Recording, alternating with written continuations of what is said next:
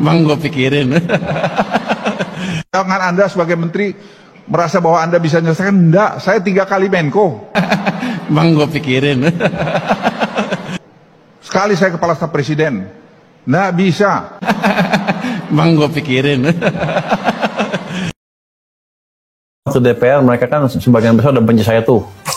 Pasti ngarepin dihantamin DPR, bisa apa nih orang. Dia pikir saya belum.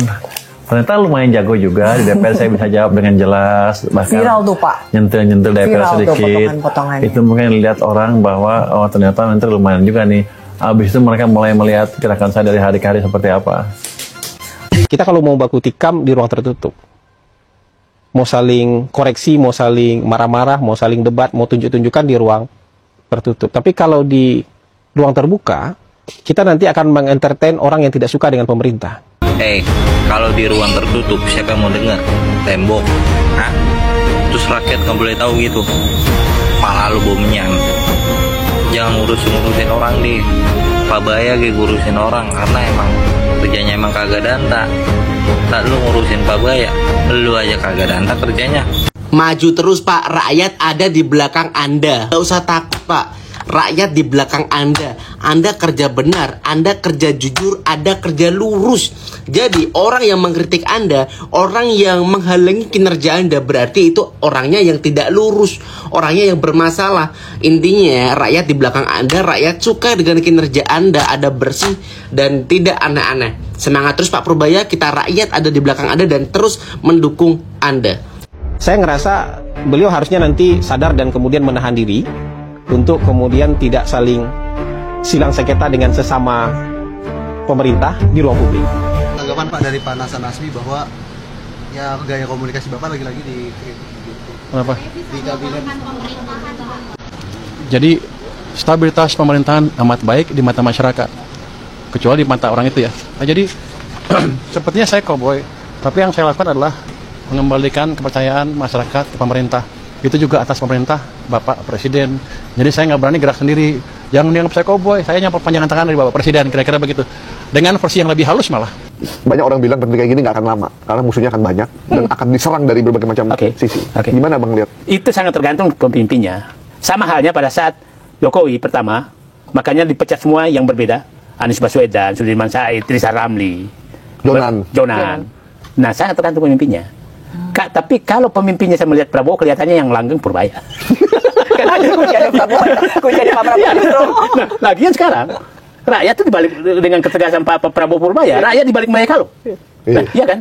Nah, terus elit-elit lain mau melawan rakyat. Jadi sekarang kebalik. Ini kelihatannya terbalik. Ini akan langgeng Purbaya. Yang akan harusnya akan menyingkir itu Bahlil, Zulkifli Hasan, Airlangga Hartarto. Ya. Karena nggak ada merusak Prabowo aja tuh. Menyingkir atau disingkirkan? Disingkirkan. Lebih baik menyingkir lah. Ini berbahaya Pak Purbaya ini. Sehingga saya yakin Presiden Prabowo ini mendukung manuver-manuver Purbaya.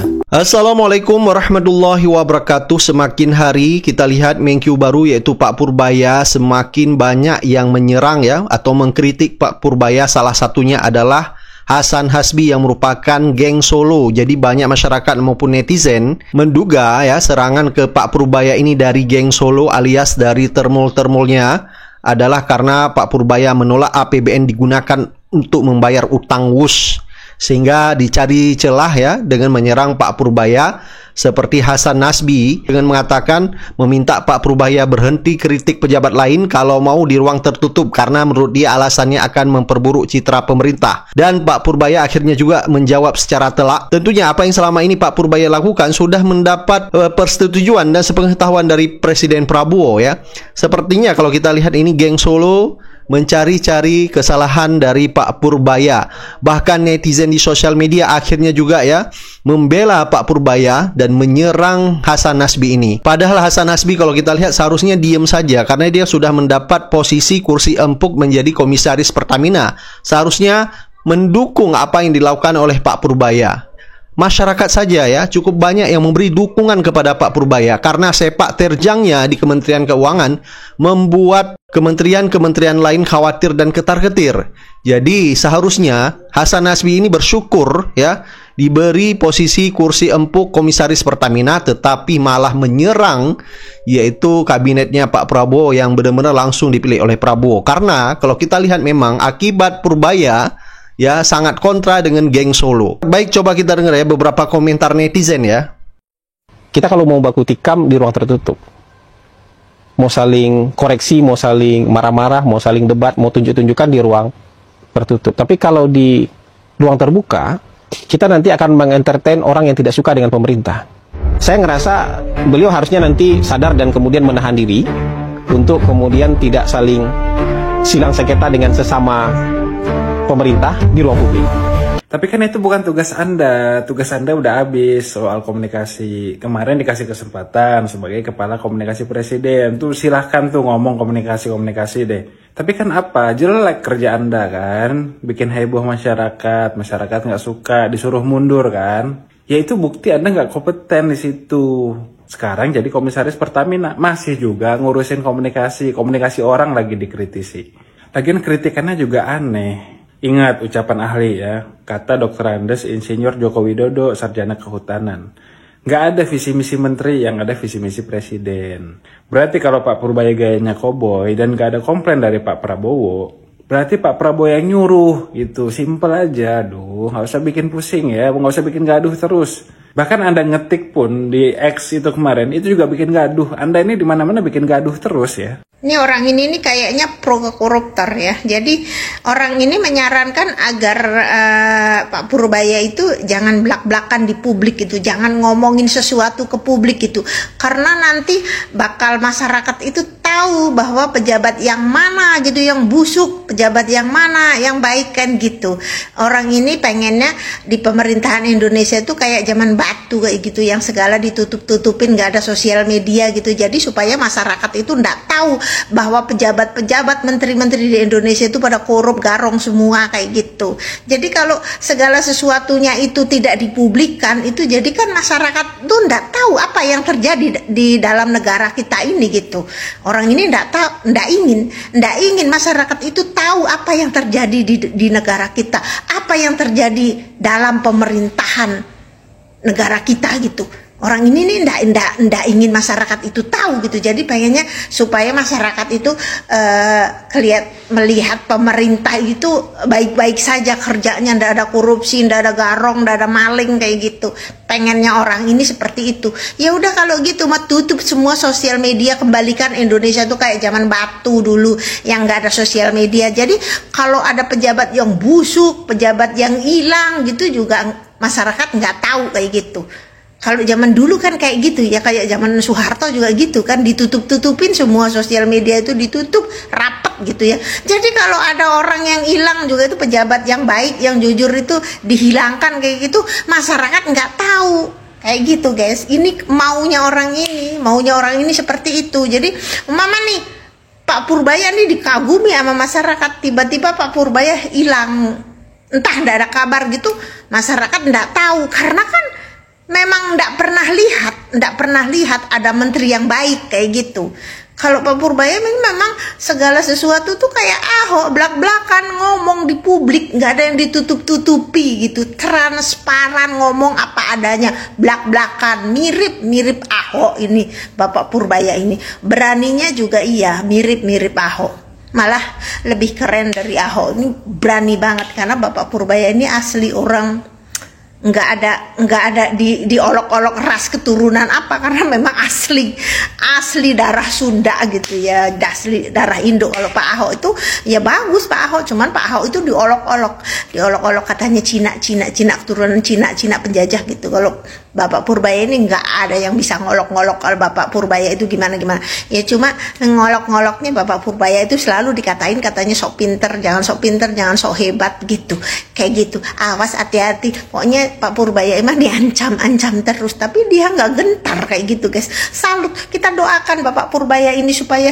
semoga dilindungi oleh Allah Subhanahu Wa Taala, disehatkan badannya,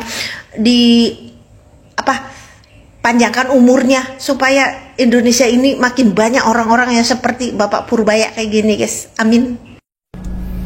Hasan Nasbi sebut komunikasi Menkyu Purbaya berbahaya. Katanya bisa lemahkan pemerintah. Woi, Hasan Nasbi, kata siapa? Kalau Pak Purbaya bicara dengan gayanya yang ceplas-ceplos apa adanya, mengungkap sesuai fakta, itu berbahaya dan melemahkan pemerintah. Kata siapa? Itu anggapan kau aja itu. Hah? Faktanya, ketika Pak Purbaya menjabat Menteri Keuangan dan berbicara apa adanya di hadapan rakyat, justru dukungan rakyat kepada pemerintah semakin menguat. Kalau kau nggak percaya, kau buat aja surveinya. Hah? Yang merasa berbahaya itu ketika Pak Purbaya berbicara apa adanya, membongkar semua skandal yang diketahuinya. Yang merasa berbahaya itu para pejabat yang punya skandal, pejabat tukang olah, pejabat tukang korupsi, pejabat yang punya mental oligarki.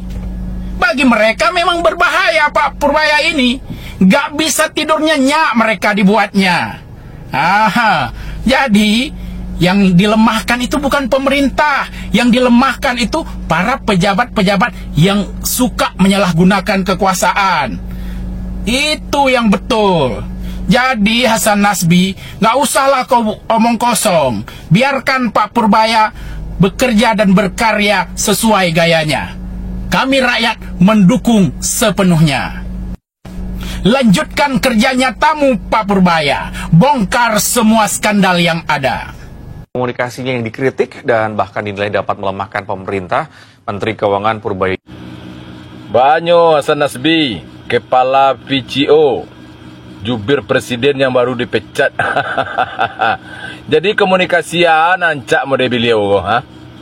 Cuana le rancaknya. Oh, berlindung di balik soliditas pemerintah. Boleh main suruh-suruh aja, Wak. Oh, ndak bisa kalau Pak Purbaya tu orangnya transparan.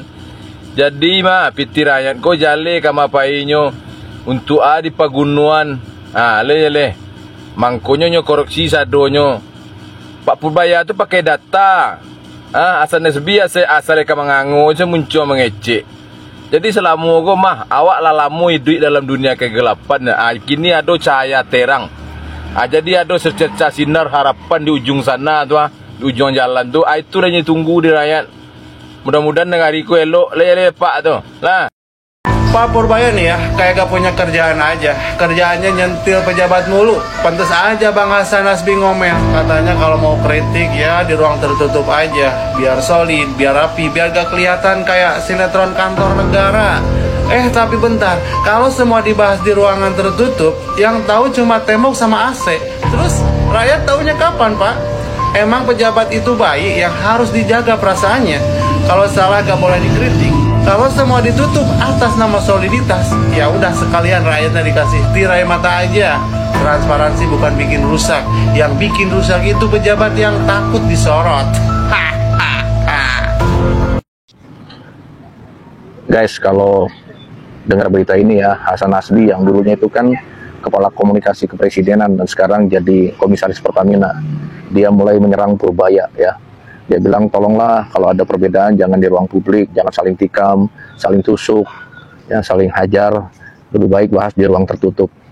Ya, setelah KDM juga itu tantrum ya, dikarenakan info tentang dana Bank Jabar yang mengendap disinyalir ya, dan langsung dicek, di counter dan sebagainya. Nah sekarang giliran Hasan Nasbi yang orang Pertamina komisaris.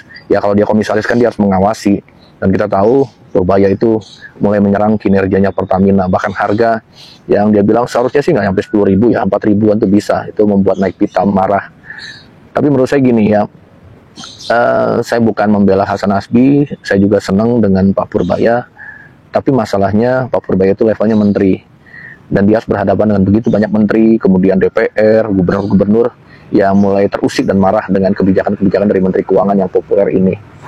Nah, idealnya adalah semua yang dilakukan Purbaya ini langsung dikomandoi oleh atasannya, bosnya atau presiden.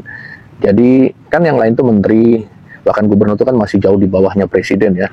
Tapi kalau yang berbicara, yang menyampaikan itu levelnya menteri, ya wajarlah sesama menteri pasti akan marah dan merasa lu siapa, seakan-akan lu lebih hebat atau lebih tinggi daripada kami. Dan sampai saat ini bosnya Purbaya pun hampir tidak ada statement-statement yang seberani Purbaya. Jadi ini justru berbahaya menurut saya dalam organisasi ya.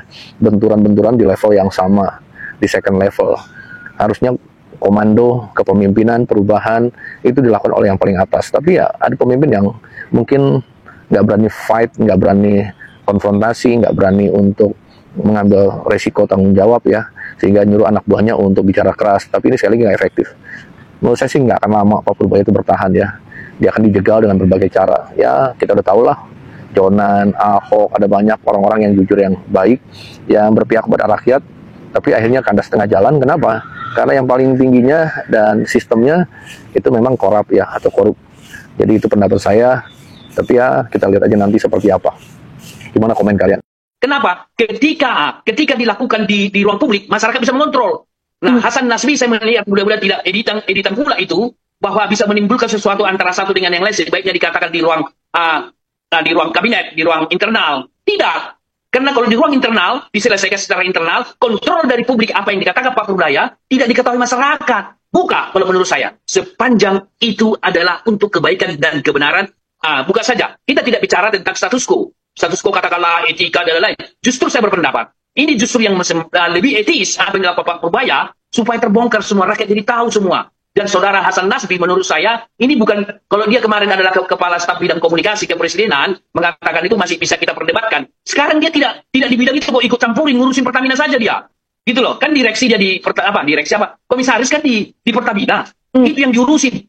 Saya sampaikan melalui forum ini. Bang Hasan Nasbi, kemarin saya pulang dari Sumatera, itu antri itu, solar, di sana. Apa kerjamu di apa itu? Di Pertamina itu. Saya bisa tunjukkan videonya, Bung Hasan Nasbi. Itulah urusi. Jangan ngurusin komunikasi antara para menteri. Karena Pak Hasan Nasbi tidak di situ lagi. Demikian sebentar.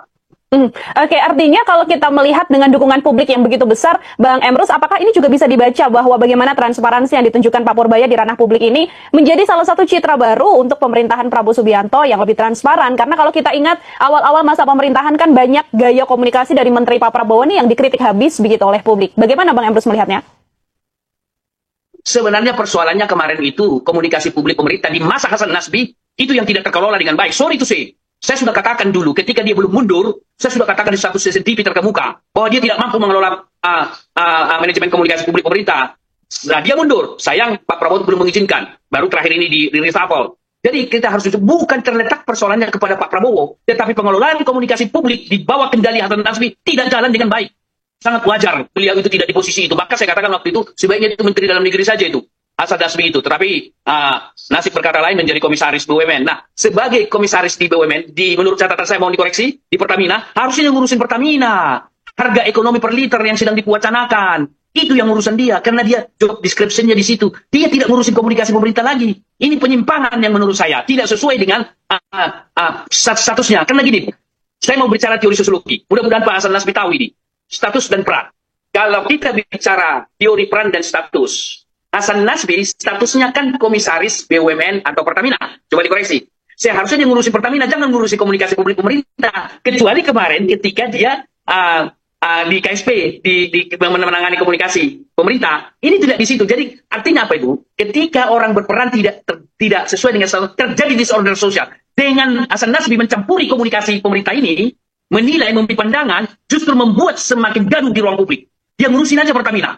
Bu, saya mau katakan, baru minggu lalu saya pulang ke Medan, kampung halaman saya, balik ke Jakarta naik via darat, gitu ya, via darat. Saya melihat di situ kelangkaan BBM, kelangkaan solar, truk-truk antri, itu yang diurusi. Jangan ngurusin yang lain-lain, itu ngurusin komunikasi publik, bukan bidang dia lagi, gitu loh. Jadi oleh karena itu, saya terus terang, apa motif politik Hasan Nasbi? Saya menyarankan kepada Pak Prabowo atau dan antara mengevaluasi Hasan Nasbi di posisinya di komisaris Pertamina itu.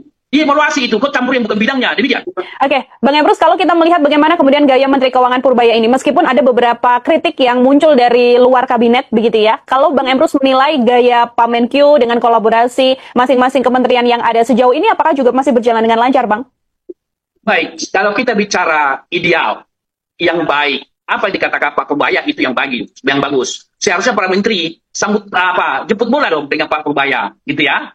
Justru mengajak mendekati Pak Purbaya. Di mana kekurangan kami? Mana anggaran kami? Lakukan apa? Ajaklah berdialog dengan para menteri tersebut, gitu ya. di panggung-panggung belakang boleh diskusi seperti itu sehingga ada keterbukaan di antara mereka, bukan seolah-olah membela dengan mengatakan 3 kali saya Menko, sekali kepala staf. Kan begitu, itu kan kalimat pembelaan itu kan, seolah-olah udah Menko sudah lebih hebat, 3 kali Menko, nggak ada jaminan. Lebih lama di kekuasaan ada kecenderungan sebagai suatu hipotesis, dan sekarang nggak ada jaminan juga, gitu ya. Jadi saya kira para menteri-menteri tidak perlu kebakaran jenggot lah, para kepala daerah tidak perlu kebakaran jenggot lah. Justru itu menangkap kita kesempatan kita, apa yang dilakukan oleh Pak Purbaya membuka kita semua yang selama ini terjadi kemapanan yang seolah-olah tersembunyi gitu ya, termasuk penggunaan anggaran dan lain-lain sebagainya. Demikian. Kalau kemudian kita melihat dari dampaknya begitu ya Bang Emrus ya, di satu sisi ini kan juga positif untuk pemerintahan Pak Prabowo, tapi apakah juga dinamika ini bisa dibaca bahwa ada potensi negatifnya juga? Kalau misalnya kita tidak bisa memungkiri banyak orang-orang atau sosok-sosok yang dinilai berbeda arusnya begitu ya dengan orang-orang yang lebih punya kuasa, ini kan potensinya juga bisa dipinggirkan secara politik. Bagaimana Bang Emrus melihat hal tersebut? Baik, karena kita lihat tujuan Pak Prabowo, tujuan Pak Purbaya untuk rakyat, untuk kebaikan, untuk keterbukaan semua hal. Bagi yang merasa terganggu, mundur aja dari jabatan itu. Mudah banget kok. Jadi mundur kalau tidak sejalan dengan apa yang dikatakan Pak Purbaya maupun Pak Prabowo Subianto. Prabowo Subianto sudah mengatakan hajar korupsi, kira-kira gitu loh. Pak Purbaya ingin keterbukaan. Karena apa? Yang bayar itu pajak rakyat. Kita yang bayar Gus. Kita bayar. Gitu kan? Keterbukaan, saya pikir suatu paling baik. Para menteri, pejabat yang tidak sejalan, ya mundur saja. Demikian. Oke, kalau justru tidak sejalan dengan alur yang sekarang ini dipegang atau dibawa oleh konsep keuangan ala Menteri Keuangan Purbaya, begitu ya, Bang Emrus ya, ini sedianya justru lebih baik mundur saja. Kalau kita melihat dalam jangka panjang, Bang Emrus, apakah gaya komunikasi seperti Pak Purbaya ini, begitu kan, sebagai teknokrat independen, bukan orang partai, bukan orang politik, begitu kan, ini bisa menjadi salah satu contoh yang mungkin bisa dipakai oleh para pemimpin negeri ini, begitu kan, untuk kemudian lebih banyak menggait orang-orang dari teknokrat independen ketimbang dari partai politik, Bang? Saya kira saya setuju. Itulah dikenal dengan jaket kabinet ahli. Karena bagaimanapun dari partai politik pasti punya kepentingan politik lah, gitu ya. Mereka itu tuannya 2, tidak Prabowo saja. Yang dari partai politik tuannya paling tidak ketua umumnya atau partainya. Jadi nggak mungkin satu orang mengabdi kepada 2 tuan. Belum lagi menteri yang tuannya juga salah satu Joko Widodo kan? Ada kemarin berkunjung ke Pak Joko Widodo kan? Ya kan? Jadi nggak mungkin. Jadi suatu jabatan menteri, tuannya harus hanya Pak Prabowo Subianto. Jadi oleh karena itulah maka para menteri, kalau tidak bisa memperbaiki diri, tidak bisa menerima seperti ini, ya mundur. Lalu kemudian adalah menteri seperti Pak Purbaya ini, saya kira diperbanyak ini.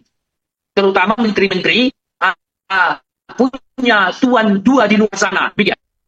Dalam berbagai kesempatan, Bang Emrus, Pak Menkyu Purbaya ini kan selalu mengatakan bahwa dirinya tidak takut pada siapapun karena hanya tunduk pada perintah presiden, begitu ya. Kalau menurut Bang Emrus, apakah statement ini bisa menjadi salah satu backup kuat yang menjadi salah satu sosok paling berani, begitu ya, di kabinet karena memang posisinya adalah dibackingi oleh Presiden Republik Indonesia? Baik, saya pikir bukan dibackingi oleh Bapak Presiden. Tetapi Pak Prabowo, Pak Purbaya mengatakan bahwa dia hanya taat kepada Presiden Prabowo Subianto. Gitu ya, karena dia pimpinannya, bukan soal backing-membacking gitu ya. Jadi kalau membacking seolah-olah konotasinya negatif. Tetapi sadar betul Pak Purbaya bahwa Prabowo adalah sebagai pemimpin satu-satunya bagi Purbaya. Jadi dia tidak takut kepada siapapun, kekuatan apapun. Saya kira sangat bagus. Dengan demikian nanti kita bisa perbaiki dengan pola komunikasi Pak Purbaya ini, Ibu. Nanti banyak hal yang kita perbaiki ke depan. Misalnya, katakanlah penataan tentang perminyakan kita. Ya kan? Bukankah minyak kita, bahan bakar kita berangkat ke bahan mentahnya ke Singapura, baru itu disuling, masuk lagi ke Indonesia, kan begitu kan? Lalu kemudian Pak Purbaya mengatakan membangun kilang minyak di Indonesia. Bagus itu. Jadi, berapapun biaya, keluarkan. Karena lebih banyak kita mengeluarkan dana, import bahan bakar. Di import itu banyak permainan di situ. Jadi sangat tepat. Mari kita bangun kilang minyak kita di Indonesia. Mari kita kelola pertambangan kita dengan baik. Ibu, saya mau katakan, kalau kita kelola Indonesia pertambangan kita dengan baik, kita bisa seperti negara Dubai. Sejahtera. Demikian. Oke, menjadi salah satu hal positif juga ya dengan hadirnya Menteri Keuangan Purbaya. Sangat positif, sangat positif. Saya berani berdebat dengan siapapun, termasuk menteri-menteri yang menolak Pak Purbaya. Buka forum, saya mungkin berdebat dari mereka itu dari aspek pesan komunikasi yang dilontarkan oleh Pak Purbaya. Tapi saya tidak berdebat dalam konteks materi tentang keuangan karena nggak bidang saya.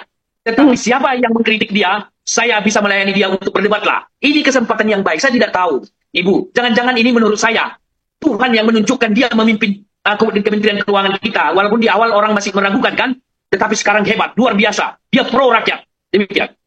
Baik, terakhir dari saya, Bang Emrus, kalau dalam konteks komunikasi publik seorang pejabat begitu ya, atau seorang menteri lah, bagaimana kemudian langkah Pak Purbaya ini, apakah menurut Bang Emrus sangat efektif untuk bisa memperkuat kepercayaan rakyat terhadap pemerintah? Lalu mungkin sekaligus sebagai closing statement, apa yang mungkin harus dilakukan atau dicontoh oleh para menteri atau para pejabat dari gaya berani yang dilakukan oleh Menkyu Purbaya ini, Bang? Silahkan. Baik, saya secara hipotetis sebagai ilmuwan komunikasi, komunikolog yang mengerti tentang opini publik, saya kira rakyat Indonesia lebih banyak mendukung sikap pola komunikasi daripada Pak Purbaya.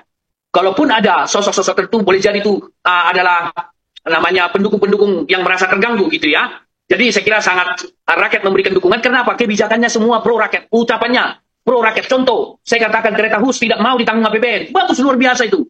Jadi tidak sekedar dia juru bayar saja begitu. Apa kehendak daripada yang punya power misalnya. Lalu kemudian saya berpendapat, harusnya Pak Prabowo mereshuffle kabinet, lahirkanlah kabinet-kabinet seperti Purbaya-Purbaya. Purbaya ada di semua kementerian, supaya memang bisa mendobrak kemapanan yang ada di berbagai kementerian. Karena menurut saya, di kementerian-kementerian itu sudah ada suatu kemapanan tertentu yang bagaimana perilaku-perilaku mereka, yang kebiasaan-kebiasaan yang menurut saya tidak pro rakyat. Oleh karena itulah, supaya nanti ke depan kalau di reshuffle, kan carilah menteri-menteri yang seperti Pak Purbaya di kementerian-kementerian, semua kementerian yang sudah di reshuffle. Nah, satu saran saya kepada Pak Prabowo, ketika ada nanti reshuffle, satu pertama, cari atau tempatkan menteri seperti Purbaya-Purbaya yang loyal kepada Bapak Prabowo Subianto. Yang kedua, diciptakan suatu kementerian baru yang kementerian sekretariat Inspektorat Jenderal itu kan sebuah kementerian kan Inspektorat Jenderal ada kan, semua inspektorat itu jadi satu kementerian sehingga bertugas mengawasi semua kementerian. Karena ketika Inspektorat Jenderal di bawah menteri, mereka itu tidak punya powerful karena di bawah menteri. Tapi kalau itu disatukan, kementerian pengawasan menteri-menteri atau kementerian Inspektorat Jenderal misalnya, tidak menambah biaya karena tinggal tarik pegawainya dari inspektorat semua dari semua kementerian satu kementerian sehingga bisa mengontrol perilaku para menteri dan bagaimana mereka punya kinerja. Dan Pak Prabowo kita dukung terus bahwa dia berkeinginan bahwa supaya rakyat itu tetap sejahtera, jangan rakyat kecil dibuat menderita, dibuat tangis dan lain-lain. Tapi Prabowo ingin mengangkat masyarakat kecil ini dan saya melihat dia akan menjadi sosok tokoh yang meninggalkan nanti, apakah dia 2 periode nanti, legasinya yaitu membawa Indonesia bebas korupsi. Demikian, bebas dari korupsi. Demikian. Tapi yang menarik sekarang justru kita bisa ngomongin satu paket nih, langsung ngomongin Purbaya tapi sekaligus ngomongin Jokowi tapi melalui orangnya, melalui termulnya begitu ya, karena lagi viral banget ketika Purbaya akhirnya membalas pernyataan dari Hasan Nasbi ya. Jadi Hasan Nasbi kan memang agak lucu juga sih Hasan Nasbi ketika dia jadi kepala kantor komunikasi presiden kan dia nggak difungsikan juga begitu ya. Jadi dia juga nggak bisa mengendalikan informasi. Nah sekarang setelah dia di luar dia mengkritik Purbaya. Untung Pertamina itu sebagai komisaris dia nggak di bawah Purbaya ya, masih di bawah kalau Pertamina sekarang di bawah apa itu? Di bawah Danantara dong ya Pertamina ya? Iya sekarang sih di bawah Danantara, sebelumnya mungkin ESDM ya Mas Hersu dan ya jelas BUMN gitu kan, BUMN energi. Kalau Kementerian Keuangan kan beda lagi. Begitu. Iya ya, jadi aman lah dia walaupun kritik Purbaya tetap posisi sebagai komisarisnya aman lah gitu ya. Tapi memang menarik karena ini ada varian baru dari termul yang komisaris ya. Kalau yang varian utamanya itu rata-rata mereka all out membela Jokowi ya. Kalau ini dia langsung menyerang Purbaya. Tapi apa ada kaitannya juga karena Purbaya juga mendowngrade Jokowi ya berkaitan dengan ekonominya dan sebagainya. Apa itu ya kira-kira bagi?